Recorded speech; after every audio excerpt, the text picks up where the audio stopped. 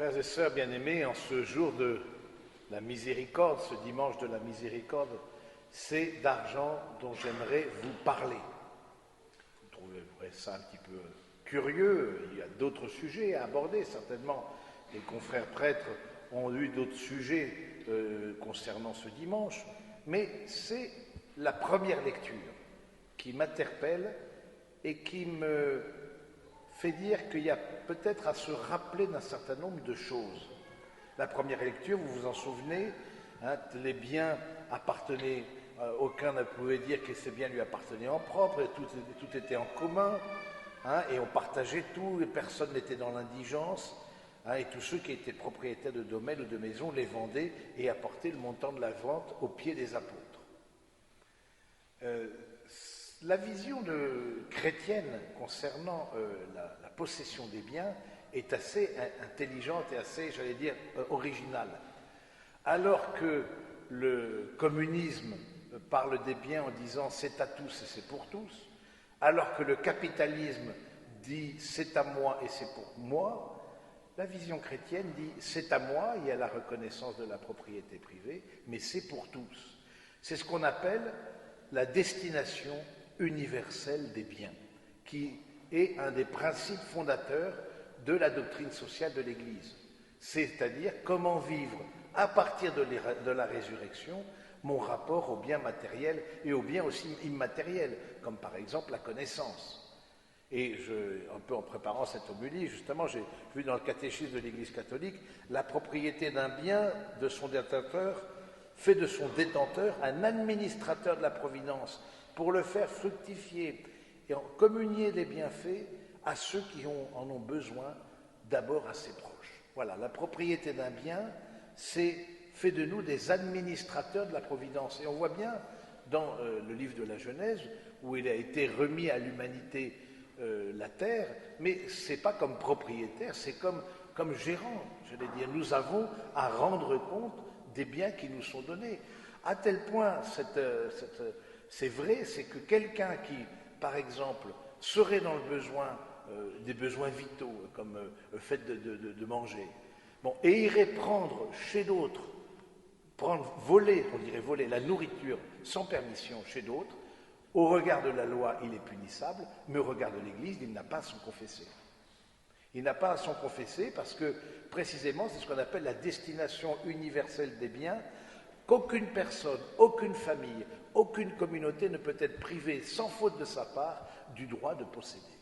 Voilà, de posséder pour les besoins vitaux de la personne humaine, etc. C'est-à-dire que, pour nous, ça demande aussi un rapport aux biens matériels, mais aussi immatériels. Immatériels comme par exemple la foi. La foi, c'est Jean-Paul II qui dit dans la lettre pour le nouveau millénaire, il dit « La première application du principe de destination universelle des biens consiste dans la mission et l'évangélisation, ainsi que dans la diffusion de la culture, parce que ce sont les biens les plus précieux qui permettent à ceux qui y accèdent de rendre leur vie féconde. » Vous voyez, donc ça c'est intéressant. Quel est notre rapport tant aux biens matériels qu'immatériels?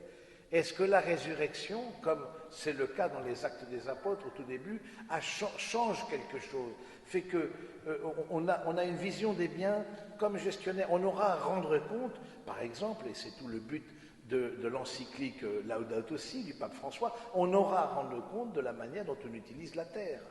Et on aura à rendre compte aussi de la manière dont on se préoccupe, puisque destination universelle des biens va aussi avec ce principe, un des principes fondateurs de la doctrine sociale de l'Église, qui est le principe de solidarité, avec aussi le bien commun, la subsidiarité, la participation. Ce sont des principes fondateurs.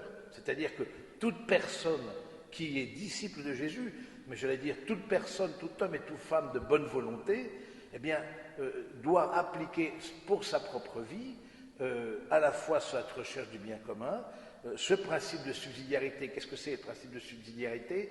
C'est un mot un peu compliqué comme ça, c'est-à-dire que l'échelon du dessus ne fait pas à la place de l'échelon d'en dessous. Les parents, si les enfants peuvent faire, par exemple, petit, un certain nombre de services, ce n'est pas à l'échelon du dessus qui sont les parents de les faire. Mais à un moment donné, les parents eux-mêmes vieillissant, ce sont les enfants qui assureront les services pour les parents parce qu'eux-mêmes en sont rendus incapables. Mais la subsidiarité, c'est ça. C'est chaque échelon fait le maximum qu'il peut. Ce qui fait que la personne, même si elle est en fragilité, si elle est plus pauvre, etc., ben, du coup, tout ce qu'elle peut faire, eh bien, laissons-lui faire. Hein, et souvent, des personnes âgées, etc., je me souviens un jour en communauté, un père âgé, etc., mais qui voulait essuyer la vaisselle. Non, mais laissez père, laissez, allez vous reposer. Non. S'il peut essuyer la vaisselle, qu'il essuie la vaisselle.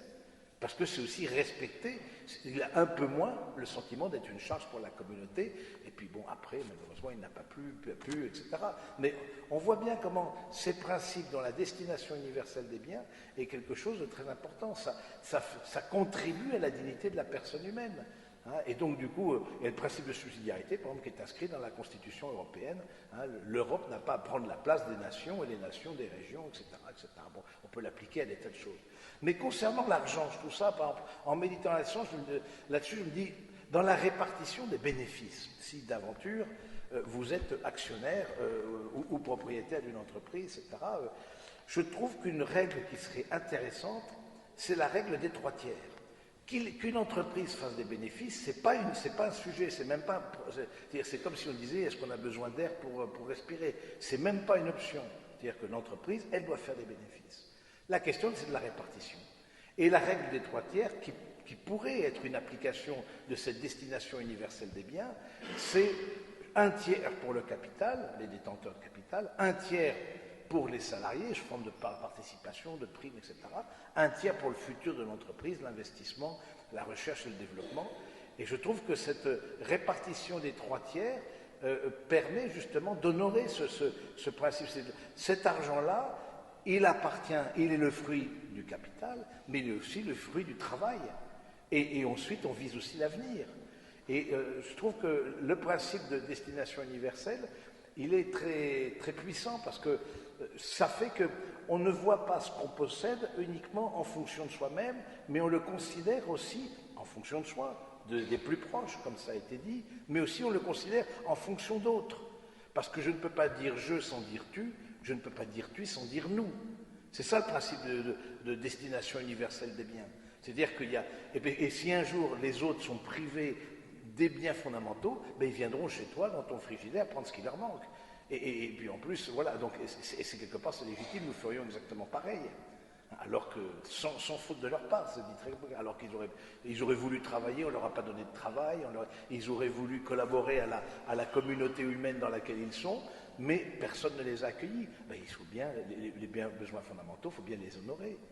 Donc je trouve ça intéressant de voir qu'à travers la première lecture, et c'est rare que l'on parle d'argent ou de gestion des biens matériels dans les homélies, on n'en parle pas assez à mon avis, si ce n'est pour demander de donner plus à la quête, mais bon, il n'y a pas de message subliminal, vous n'en faites pas.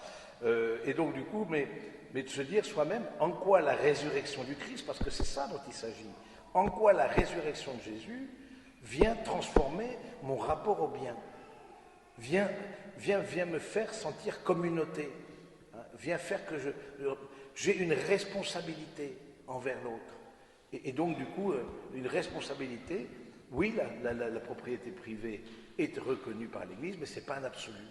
La propriété privée n'est pas un absolu. Et donc, du coup, est-ce que, de mon côté, à ma part dans l'Église, à ma part dans la société, à ma place, plus exactement, est-ce que je mets en application ça? Comment je peux, en prudence, et c'est chacun qui peut le voir, je peux mettre en application de quelque part que ce que j'ai, les biens immatériels, par exemple, savoir lire et écrire, c'est un bien immatériel, mais combien sont analphabètes, par exemple? Et est-ce que, je pense à toutes les personnes étrangères qui viennent, et pas qu'étrangères, des Gaulois bien nés en Gaule, et qui ne savent ni lire ni écrire, et est-ce que j'ai conscience que ce savoir, au fond, le fait de transmettre un savoir, ça le multiplie, ça ne me l'enlève pas.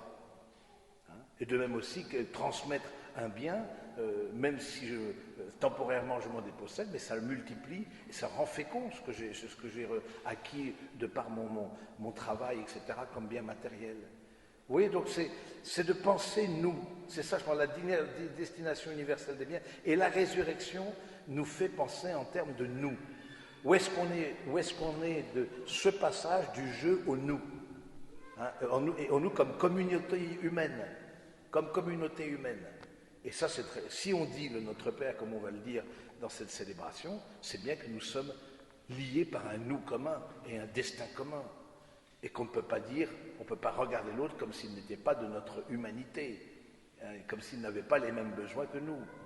Alors, je trouve ça intéressant de voir les apôtres qui reçoivent ces dons de la part des fidèles, les fidèles qui ont découvert Jésus et qui, alors de façon assez radicale, ils vendent tout, etc., parce que voilà, la multitude des croyants avait un seul cœur et une seule âme, et pour exprimer cette communion d'esprit, eh bien, ils ont voulu aussi une communion, hein, dans les biens matériels.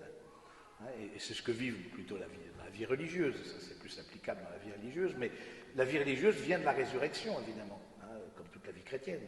Et donc du coup, c'est parce qu'on a on pense que ce qu'on a reçu est une responsabilité qu'on va le partager.